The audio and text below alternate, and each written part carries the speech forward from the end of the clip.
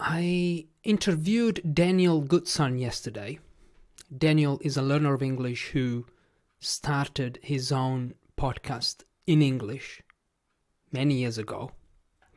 In 2016, actually, in 2016. And I'm very inspired by what Daniel is doing, what Daniel has been doing in all these years, because he started a podcast to improve his language skills. He wanted to become fluent. And I think that you should do the same.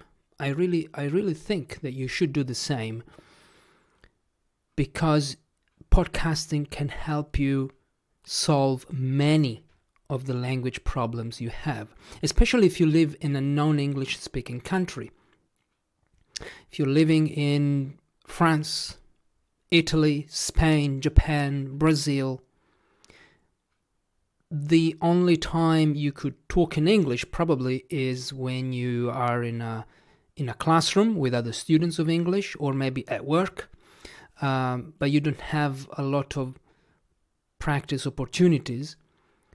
But that changes if you start your own podcast, because think about it. You can just look what I'm doing now. I've got my microphone, and I just speak into the microphone, and I can speak forever. I can speak for 1 hour if I want to. I'm not going to do that, of course, because I don't want to bore you. But you could potentially speak 1 hour a day in English. And then you upload your episode, and people might listen to that or might not. But that's not why you should do it at this stage. So podcasting can help you with fluency, because you speak at length, so you speak for longer periods of time, using the English, the language, or the Spanish, if you're learning Spanish, using the language that you already have. And that's one of the conditions to improve fluency. To improve fluency, you need to use you need to use language that you already have. You cannot work on your fluency by talking about something that you don't have the vocabulary to do it. Okay? That's not fluency. So fluency is using the English, the language resources that you already have, and you just put them into practice, so they become more automatic in a way. Okay, so fluency, then it can help you with accuracy. Accuracy basically means making fewer mistakes. So if you record and then you listen to the recording and you notice mistakes, you say, oh, okay, so here I made this mistake, here I made that mistake. But that's good, because it can help you become aware of the mistakes that you make, because you're recording yourself. And I think you should publish. You should publish. You can't listen to the episode 2,000 times until is mistake free. I mean, you can do it, but it's more realistic to publish episodes that are authentic, genuine, without worrying too much about the mistakes. Because I know that it's hard. I mean, what I'm saying might not work for everybody, because you might say, well, I don't want to publish like poor English.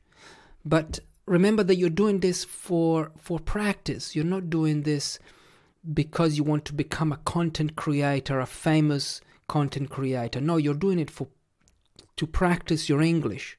Who cares about the mistakes? The mistakes are part of the practice in this way. But if you want to work on your mistakes in the next episode, then you try to get rid of, to eliminate some of those little mistakes that you made in the previous episode. That's a way to do it. So accuracy. Then you could work on pronunciation. If you have some trouble pronouncing certain words, you first rehearse before you publish the episode, before you press record. So you rehearse, so you read aloud certain words, and then when you are recording the episode, you try to get them right. I mean, there are so many ways you could practice English through podcasting. If you have guests, you have conversations, and so you have to listen. So it's all. I think it's a great tool. It's a great tool to practice and improve and develop your confidence, because also when you are listening to yourself, you could also listen not only for mistakes, but you could also listen to things that you can do well, because actually maybe you don't know what you're doing, what you do well with the language. Maybe you use vocabulary very well and you don't know. I don't know. But if you listen to yourself, you can become aware of that, so you develop confidence. The list could go, really, it could go on forever. And the best part of podcasting is that it's free. It is free. And you can do it every day if you want to. Every day. For every day you can speak English. That's why I had a student who told me, I don't know how to practice English because I work 8 hours a day. I come home, I'm tired, and I don't have anyone to speak to here in Italy. So, and I'm like, I know. I mean, this is, you're not alone in this. I lived in New Zealand, Australia, and London, so I had the opportunity to practice English every single day. But if you don't live in one of those countries, you can use the internet for meetings to meet other people, but you can also start your own podcast. And you may think, but I don't know what to say in a podcast. I don't know what should I talk about. You could talk about whatever you want. Like you could talk about what you did today. You could talk about, you could tell a story. You could teach something. Like Daniel Goodson has got a show called The Vocab Man. And in The Vocab Man, he teaches expressions, English expressions or vocabulary that he has recently learned. Imagine, I mean, to me this is, it's amazing. You're putting into practice things that you've already, that you've learned, and you teach that to others.